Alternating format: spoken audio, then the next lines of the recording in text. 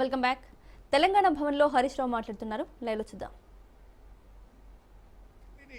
ఇవాళ అద్భుతంగా సాగిన ప్రగతికి ఇవాళ నువ్వు అడ్డు పుల్లలేస్తా ఉన్నావు. అనవసరంగా ఈ రాష్ట్రాన్ని ఇవాళ చాలా ఇబ్బందుల్లోకి నెడుతున్నావు అన్నదే మా బాధ.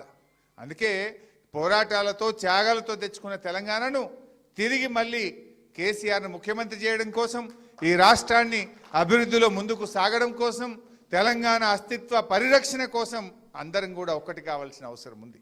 ఎందుకంటే ఇవాళ కాకతీయ తోరణాన్ని మార్చొచ్చా రేవంత్ రెడ్డి? చార్మినార్ను తెలంగాణ ముఖ చిత్రం నుంచి తొలగించగలుగుతావా? తెలంగాణలో బతుకమ్మను, తెలంగాణ ప్రజల జీవితంలో భాగమైన బతుకమ్మను నువ్వు తొలగించవచ్చా? ఇవన్నీ తెలంగాణ అస్తిత్వాన్ని దెబ్బతీసేటువంటి చర్యలు.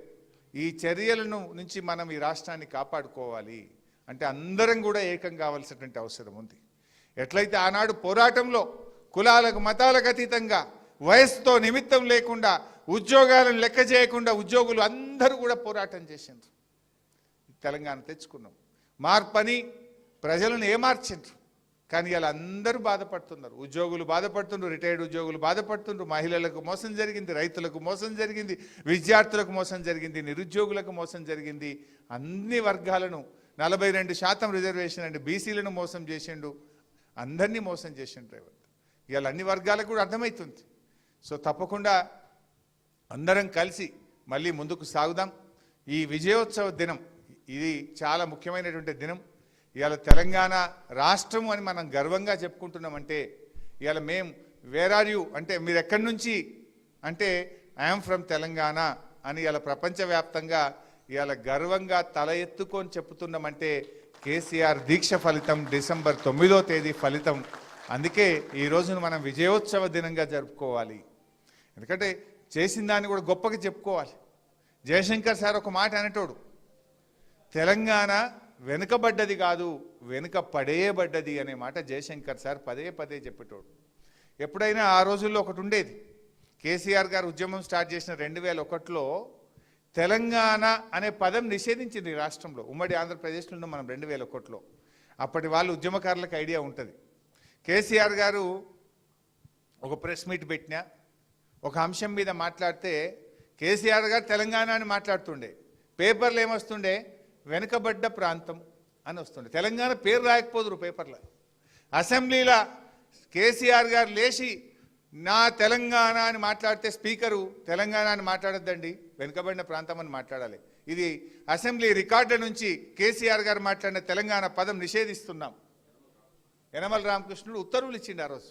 ఉమ్మడి ఆంధ్రప్రదేశ్లో తెలంగాణ పదము నిషేధించబడ్డది.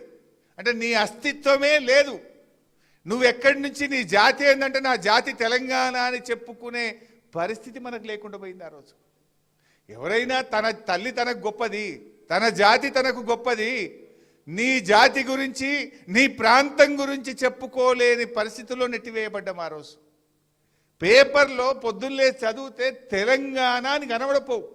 కానీ ఇప్పుడు తెలంగాణ లేకుండా పేపర్ ఉందా, వార్త ఉందా, టీవీ ఉందా, సినిమా ఉందా?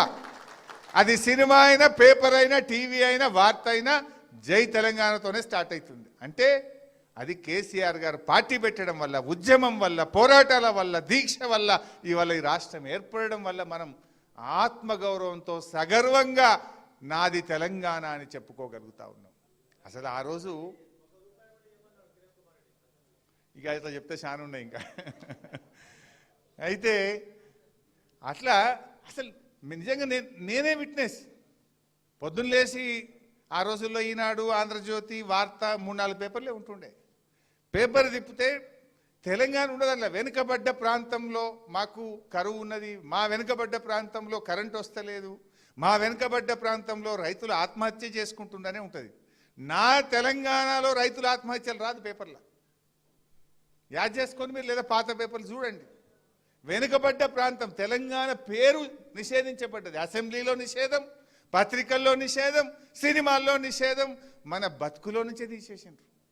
ఇవాళ మనందరం ఇంత స్వేచ్ఛ వాయువులు పీల్చుకుంటున్నామంటే, ఇంత గౌరవంగా నాది తెలంగాణ అని ఇంత గర్వంగా చెప్పుకుంటున్నాం కదా.